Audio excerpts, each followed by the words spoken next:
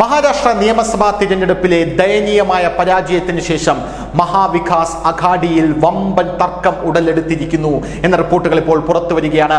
മഹാവികാസ് അഘാഡി തല്ലിപ്പിരിഞ്ഞാലും അതിൽ യാതൊരുവിധ അതിശയവും നമ്മൾക്ക് തോന്നേണ്ട ആവശ്യമില്ല എന്ന രീതിയിലുള്ള വാർത്തകളാണ് ഇപ്പോൾ പുറത്തു വന്നിരിക്കുന്നത്. ഈ തർക്കത്തിന് തുടക്കമിട്ടിരിക്കുന്നത് വേറെ ആരുമല്ല, ഉദ്ധവ് താക്കറെ തന്നെയാണ്. ഉദ്ധവ് താക്കറെ അഘാഡിയിൽ തർക്കം ഉടലെടുത്തിരിക്കുന്നു.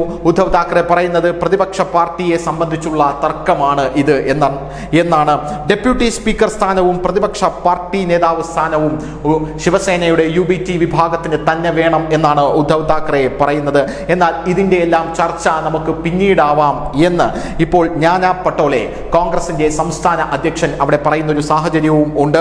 21 അംഗങ്ങളാണ് പ്രതിപക്ഷ നേതാവാകാൻ ഒരു പാർട്ടിക്ക് വേണ്ടത് എന്നിരിക്കെ യാതൊരുവിധ അംഗബലവുമില്ലാതെയാണ് പാർട്ടികൾ ഈ പ്രതിപക്ഷ നേതാവാകാനും പ്രതിപക്ഷ പാർട്ടിയാകാനും മഹാരാഷ്ട്രയിൽ തിടുക്കം കൂട്ടുന്നത് എന്നുള്ളതാണ് വേറൊരു കാര്യം. ഈ അംഗബലം ഒരു പാർട്ടിക്കുമില്ല എന്നുള്ളത് വേറെ പ്രധാനപ്പെട്ട ഒരു കാര്യമാണ്. എന്നിരുന്നാലും സ്പീക്കറായിട്ടുള്ള രാഹുൽ സർവേക്കറാണ് പ്രതിപക്ഷ നേതൃ പാർട്ടിയെ തീരുമാനിക്കുന്നത്. അദ്ദേഹത്തിന് തീരുമാനിക്കാനുള്ള അധികാരമുണ്ട്.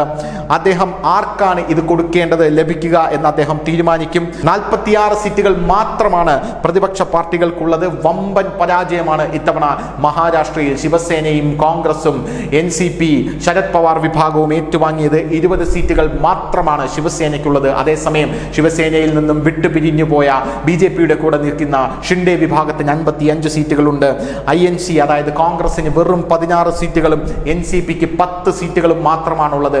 ഇത്രയും വെച്ചുകൊണ്ട് പ്രതിപക്ഷ നിരയെ തന്നെ ഉണ്ടാക്കിയെടുക്കാൻ അസംഭവ്യമായിട്ടുള്ള ഒരു കാര്യമാണ് എന്ന് ഗവർണർ അടക്കമുള്ളവർ പറയുന്നുണ്ട്. എങ്കിലും ഇവർ പ്രതിപക്ഷ നിരയ്ക്ക് വേണ്ടി വലിയ രീതിയിൽ അടിപിടി കൂടുകയാണ് എന്നുള്ളതാണ് വേറൊരു കാര്യം. അതേസമയം കോൺഗ്രസിന്റെ വിജയ് വഡേത്തിരയും നാനാ പട്ടോളയും എല്ലാം പ്രതിപക്ഷ നേതാക്കളായി മഹാരാഷ്ട്രയിൽ ഇരുന്നിട്ടുള്ള ആൾക്കാരാണ്. അവരുടെ വാക്കുകൾക്ക് പോലും യാതൊരുവിധ വിലയും കൊടുക്കാതെ മഹാവികാസ് അഘാഡിയിൽ വലിയ രീതിയിലുള്ള പ്രക്ഷോഭം ഉടലെടുത്ത് കഴിഞ്ഞിരിക്കുന്നു.